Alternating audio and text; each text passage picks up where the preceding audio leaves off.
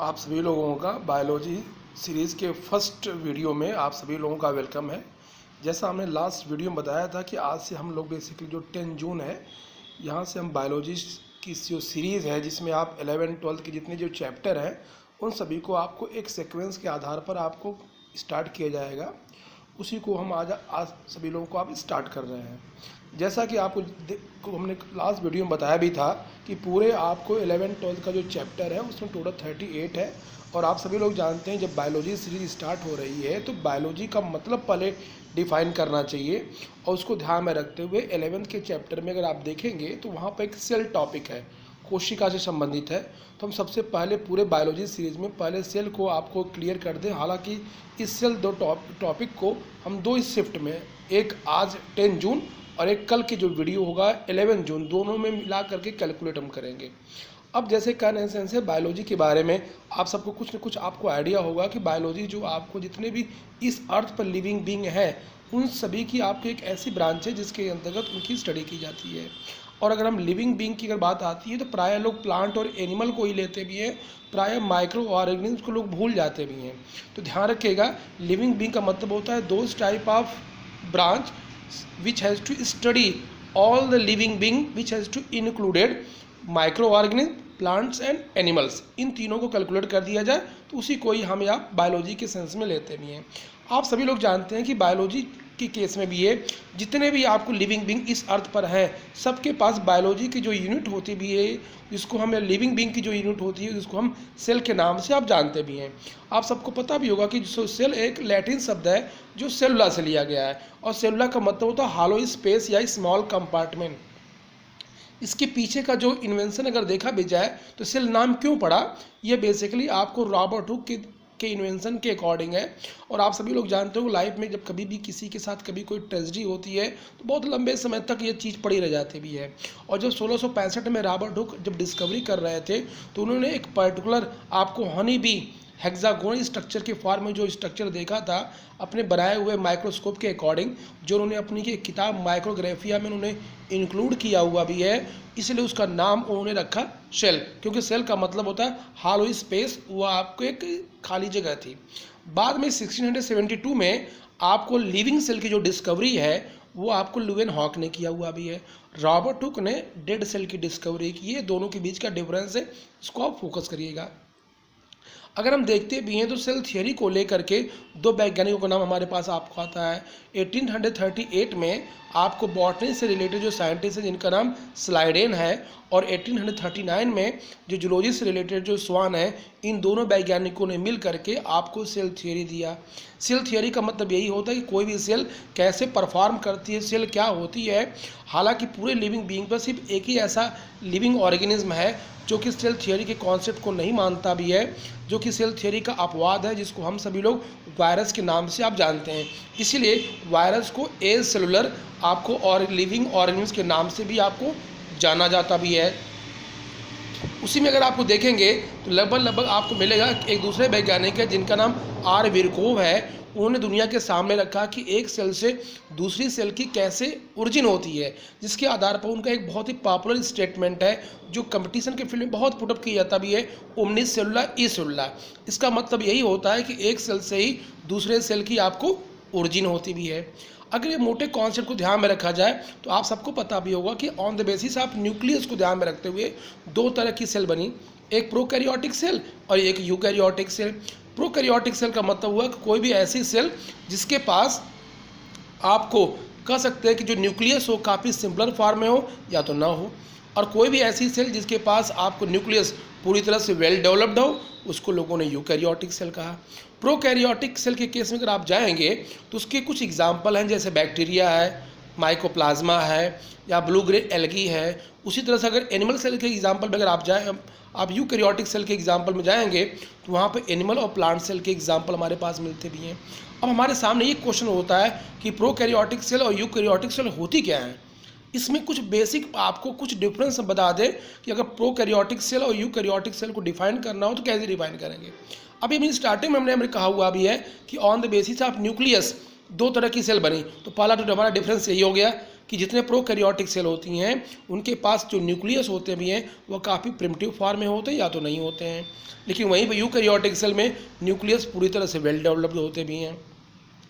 Mostly prokaryotic cell में आपको जितने भी सेल ऑर्गेनेल होते हैं वो एब्सेंट होते हैं, लेकिन यूकैरियोटिक सेल में जितने भी सेल ऑर्गेनेल होते हैं वो सब पूरी तरह से आपको वेल डेवलप्ड होते भी हैं। अगर हम प्रोकैरियोट में देखें तो इनके पास सिंपल तरह का आपको राइबोसोम होता है जिसको 70S राइबोसोम बोलते हैं। यहाँ पर जो यस है, यस का मतलब होता है सेडिमेंटेशन कोफिशिएंट, या जिस साइंटिस्ट ने इसको डिस्कवर किया था उसका नाम था स्वेडबर्ग, इसलिए उसको यस प्रायोरिटी के अकॉर्डिंग ऐड किया गया भी है। और जो 70S राइबोसोम जो प्रोकैरियोट में होता है वो 2 यूनिट से मिलकर बना होता है, 50S और 30S। हालांकि जब हम राइबोसोम के बारे में बात करेंगे तो फिर नेक्स्ट वीडियो में इसको हम क्लियर कर देंगे। वहीं पर यूकैरियोटिक में आप आएंगे तो यूकैरियोट में 80S राइबोसोम पाया जाता है जो 40S और 60S से मिलकर के बना होता है। अगर हम नेक्स्ट थर्ड डिफरेंस की बात करें प्रोकैरियोट और यूकैरियोट में, तो जो जेनेटिक कंपोजिशन जो आपको DNA आपको जो होता है प्रोकैरियोट में वो सिंपलर वे में होता है, मतलब विदाउट प्रोटीन के साथ होता है। लेकिन यूकैरियोटिक में अगर आप आएंगे तो DNA विथ हिस्टोन प्रोटीन के साथ होता है। हिस्टोन जो होता भी है ये 2 अमीनो एसिड से मिलकर बना होता है, अर्जिनिन और लाइसिन के अकॉर्डिंग होता भी है। अगर देखा भी जाए जितने भी आपको प्रोकैरियोटिक सेल आपको होते भी हैं इनके पास अगर फ्लैजेला पाया जाता है जो उनकी लोकोमोशन में हेल्प करता है, तो जब उनका TS काटा जाता है, सेक्शन काटा जाता है, तो 9+0 का अरेंजमेंट होता है। लेकिन वहीं पर अगर यूकैरियोट में अगर आप जाएंगे तो वहाँ पर अगर फ्लैजेला का सेक्शन काटते भी हैं तो वहाँ पर 9+2 का अरेंजमेंट आपको होता भी है। अगर प्रोकैरियोट में देखेंगे जो सेल डिवीजन होता है वो प्रायः आपको वेजिटेटिव या एमाइटोसिस होता है। यूकैरियोट में आएंगे तो इनके पास माइटोसिस या मियोसिस की पूरी प्रॉपर्टी आपको देखी जाती भी है। उसी के आधार पर अगर आप देखेंगे तो आपको फोटोसिंथेटिक जो ऑपरेटर्स आपको होता भी है प्रोकैरियोट में उसमें काफ़ी सिंपलर फॉर्म में यूनिट होती हैं, लेकिन यूकैरियोट में आएंगे तो उनके पास आपको एक लार्ज सेल ऑर्गेनेल होता है जिसको हम या आप सभी लोग जानते हैं प्लास्टिड के नाम से आप इंडिकेट करते भी हैं। ये कुछ मोटा मोटा डिफरेंस है जो प्रोकैरियोट और यूकैरियोट के बीच में डिफरेंस है। हालांकि और भी सब चीज़ डिफरेंस है लेकिन मेनली यही सब आपको 5-6 डिफरेंस आपको आइडेंटिफाई होते हैं। आप सभी लोग जानते होंगे कि जो सबसे छोटी जो प्रोकैरियोटिक सेल है जिसको हम या आप माइकोप्लाज्मा गैलीसेप्टिकम के नाम से आप जानते भी हैं, जिसका डायमीटर नियर अबाउट 0.3 माइक्रोमीटर के आसपास होता है। जितने भी आपको प्रोकैरियोटिक सेल है उसमें सबसे बड़ी जो प्रोकैरियोटिक सेल है इसको हम या आप स्पाइरुलिना के नाम जानते हैं, जिसका डायमीटर नियर अबाउट 13 से 15 माइक्रोमीटर के आसपास होता है। अगर वहीं पर अगर हम यूकैरियोटिक की बात करें तो जो सबसे बड़ी जो यूकैरियोटिक सेल होती है वो ऑस्ट्रिच एग होता है जो नियर अबाउट डायमीटर के अकॉर्डिंग 170 से लेकर के 120 मिलीमीटर के आसपास होता भी है। वहीं पर अगर हम सबसे छोटी यूकैरियोटिक सेल की बात करें तो उसमें RBC या WBC होता भी है। RBC या WBC हमने इसलिए कहा हुआ है क्योंकि RBC का जो शेप होता है वो फिक्स होता है और WBC का जो शेप होता है वो वेरिएबल होता भी है। इसलिए आपको इन दोनों में केस में अगर मान लीजिए RBC या WBC तो मोस्टली एग्ज़ाम में कंपटीशन में कोई एक ही मिलेगा, लेकिन अधिकतर किताबों में RBC को प्रायोरिटी दी गई है क्योंकि इसका शेप फिक्स होता भी है। उसका डायमीटर नियर अबाउट 7 माइक्रोमीटर के आसपास आपको आइडेंटिफाई होता है। ये तो प्रोकैरियोट और यूकैरियोट के बीच में छोटे छोटे जो मेन जो डिफरेंस है उसको हमने आपके सामने रखा हुआ भी है।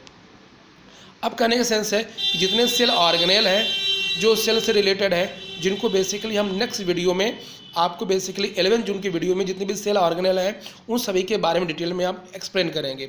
हालांकि हम सेल ऑर्गेनेल की बात करें तो 3 ऐसे सेल ऑर्गेनेल हैं जिनके पास DNA पाया जाता है और DNA पाए जाने की वजह से वो अपने जैसा आकार बनाने की क्षमता रखते भी हैं। वो तीनों सेल ऑर्गेनेल को जैसे कहा जाए माइटोकॉन्ड्रिया, प्लास्टिड और न्यूक्लियस, ये 3 ऐसे सेल ऑर्गेनेल हैं जिनके पास डबल मेम्ब्रेनस सेमी ऑटोनोमस इसलिए है क्योंकि उनके पास DNA पाया जाता भी है और इनके पास अपने जैसा आकार बनाने की जो एबिलिटी जो होती है वो DNA की वजह से ही आपको होता भी है। उसके साथ साथ इनका शेप और size according to cell vary करता है, इसलिए इसको हम यहाँ प्लियोमॉर्फिज्म के नाम से आप इंडिकेट करते भी हैं। तो ये जितनी सब जो चीज़ें भी हैं वो एक बहुत ही बेसिक आपको कसन सेल के अकॉर्डिंग आपको आइडेंटिफाइड है। अब कहने का सेंस भी है अब जितने भी सेल ऑर्गेनेल में देखा भी जाए उसमें राइबोसोम जो होता है वो सबसे छोटा सेल ऑर्गेनेल है। इसको आपको देखने के लिए आपको इलेक्ट्रॉन माइक्रोस्कोप की आपके ज़रूरत पड़ती भी है। और भी जितने भी सेल ऑर्गेन हैं इसको नेक्स्ट वीडियो में स्टेप टू स्टेप, चाहे माइटोकॉन्ड्रिया हो, चाहे गोल्जी बॉडी हो, लाइसोसोम हो, राइबोसोम हो, इन सभी के बारे में आपको नेक्स्ट वीडियो में हम आपको डिफाइन कर देंगे।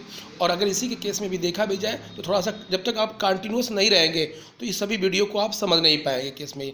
तो आज का जो बायोलॉजी सीरीज़ का जो फर्स्ट वीडियो है वो बेसिकली आपको कैसा लगा, या जो चीज़ें अगर आपको लगता हो कि कुछ और भी अगर आप चाहते हो तो ज़रूर आप इसके बारे में आप बताइए। अगर आपको हमें लगेगा कि नहीं आपको कुछ और भी चीज़ में ऐड करनी चाहिए तो हम ज़रूर इसका ध्यान रखेंगे आप लोगों का।